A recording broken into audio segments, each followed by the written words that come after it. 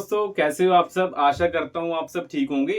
तो आपने recent videos तो देख ली होंगी जहां पर पहली बार हमारी कंट्री में किसी व्यक्ति को यूथनेशिया प्रोवाइड किया जा रहा है।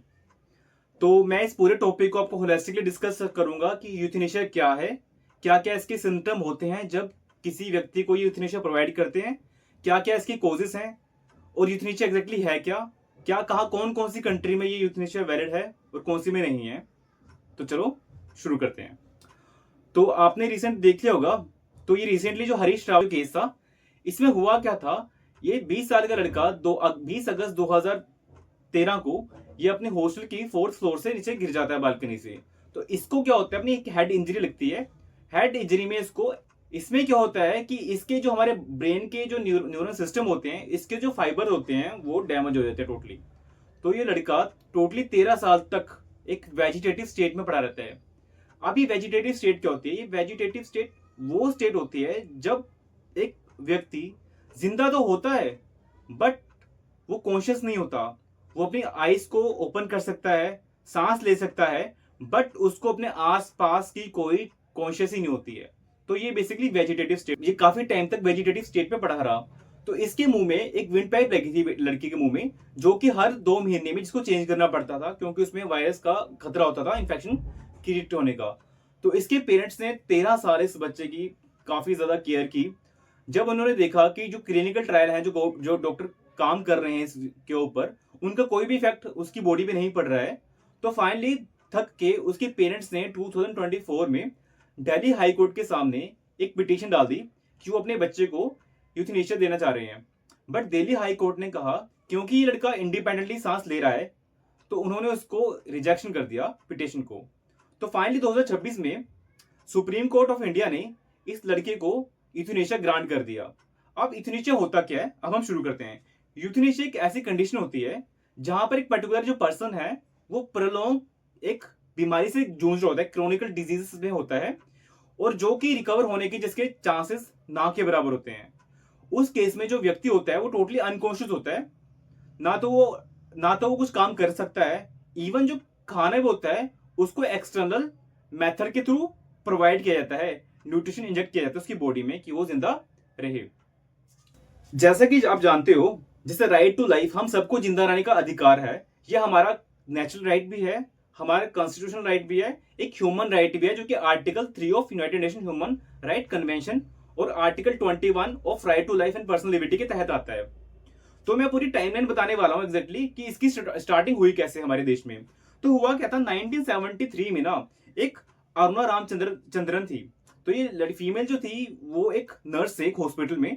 तो इसको एक हॉस्पिटल के व्यक्ति ने इसको स्ट्रैंगल कर दिया, गला दबा दिया, और इसके साथ सोडोमाइज करने की कोशिश की, जिसके कारण जो फीमेल थी वो 42 ईयर्स के लिए, इमेजिन 42 ईयर्स के लिए टोटली वेजिटेटिव स्टेट में पहुंच गई विदाउट कॉन्शियसनेस। तो फाइनली ये केस पिटीशन उन्होंने डाली है हाई कोर्ट में, बट हाई कोर्ट में डाली, सुप्रीम कोर्ट में डाली, बट उस टाइम तक सुप्रीम कोर्ट और हाई कोर्ट के पास कोई ऐसी अथॉरिटी सुप्रीम कोर्ट ने डाली नहीं थी कि जैसे राइट टू लाइफ हम सबका अधिकार है कि हम जिंदा रहें, राइट टू डाई उस टाइम राइट नहीं था कि हम कोई मर सके विद डिग्निटी के साथ। उसके बाद क्या हुआ, जो ज्ञान Kaur versus state of Punjab case similarly 1996 में आया। उसके बाद अरुणा का केस आया 2011 में। Finally common cos versus union of India 2018 में सुप्रीम कोर्ट ने एक फैसला सुनाया 5 जजेस की बेंच में, जिन्होंने कहा कि जैसे राइट टू लाइफ हम सबको राइट है, right to life with personal liberty, उसी के तहत हमें right to die with dignity का राइट भी है। सुप्रीम कोर्ट ने एक और क्लोज में डाल दिया। सुप्रीम कोर्ट ने कहा कि इस टाइम आप लिविंग विल भी आप क्रिएट कर सकते हो। लिविंग विल में क्या होता है, अगर एक व्यक्ति को पता है कि किसी प्रॉब्लम में है तो एडवांस में डॉक्टर्स को बोल सकता है, एक विल क्रिएट कर सकता है जहां पे वो मेंशन कर दे कि अगर वो ठीक नहीं होता पर्टिकुलर पीरियड के बाद, तो वो डॉक्टर को बोल सकता है कि उसको एक ऐसा इंजेक्शन लगा दिया जाए या फिर उसकी जो मेडिकल जो ट्रीटमेंट है उसको विड्रॉ कर दिया जाए जिससे कि वो मर जाए। बेसिकली पेनलेस ट्रीटमेंट होता है जिससे कि वो बंदा पर्टिकुलर सिचुएशन से फ्री हो जाए। कंडीशन आती है कि जो right to life and right to die है, क्या वो सिर्फ हमारी कंट्री में ही वैलिड है? ऐसा नहीं है। ये राइट टू जो डाई है ना, वो यूएस में, कनाडा में, न्यूजीलैंड में, ये इंटरनेशनल लेवल पे बहुत कंट्री में वैलिड है। बेसिकली जो वेजिटेटिव जो स्टेट होती है वो 2 टाइप की होती हैं, एक होता है एक्टिव वेजिटेटिव और एक होता है पैसिव वेजिटेटिव स्टेट। जैसे जो हरीश राणा का केस था वो था passive passive vegetative state.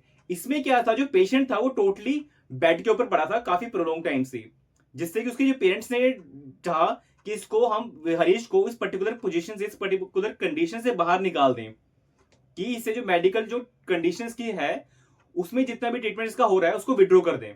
But जो एक्टिव यूथनेशिया होता है उसमें क्या होता है, जो पेशेंट होता है वो खुद लिविंग मर्सी मांगता है कि उसे मरना है। तो इस केस में क्या होता है, जो गवर्नमेंट होती है इसको एग्जामिन करने के बाद पूरे केस को उसको एक एक्टिव यूथनेशिया देती है, जिसमें कि क्या है, उसको एक मेडिकल मेडिसिन इंजेक्ट की जाती है उसकी बॉडी में, जिससे कि जो बॉडी है ऑटोमेटिकली उस टाइम के बाद पेनलेस डेथ क्रिएट हो जाती है उसकी बॉडी की। बट इसके साथ काफी इश्यूज भी क्रिएट हो सकते हैं कि कोई जान के इसको कुछ ना देते। तो सुप्रीम कोर्ट ने 2018 में ना कुछ गाइडलाइन ड्रॉ कर दी थी। उस गाइडलाइन में बोला गया था अगर कोई व्यक्ति काफी लॉन्ग टर्म तक, काफी लंबे समय तक एक पर्टिकुलर वेजिटेटिव कंडीशन में है, तो उस केस में उसके जो नियर जो किन है, उसके जो पेरेंट्स है, उसकी जो फैमिली है, वो एक डॉक्टर्स को बोल सकती है कि इसको, क्योंकि काफी टाइम से ये इसी पोजीशन में पड़ा है और मेडिकल एग्जामिनेशन का उस व्यक्ति पे कोई इफेक्ट नहीं पड़ रहा है, तो इसको यूथनेशिया प्रोवाइड कर दिया जाए।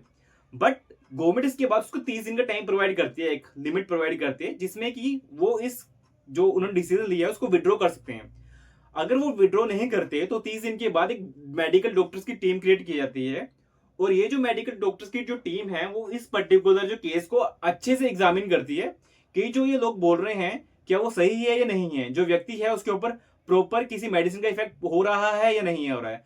अगर जो डॉक्टर मेडिकल जो टीम है डॉक्टर्स की, अगर वो सेटिस्फाई कर दे कि हाँ जो ये इफेक्ट है, जो व्यक्ति के ऊपर जो इफेक्ट है उसका उसके ऊपर कोई इम्पैक्ट नहीं पड़ रहा है मेडिसिन का, तो डॉक्टर उसको ग्रांट कर सकते हैं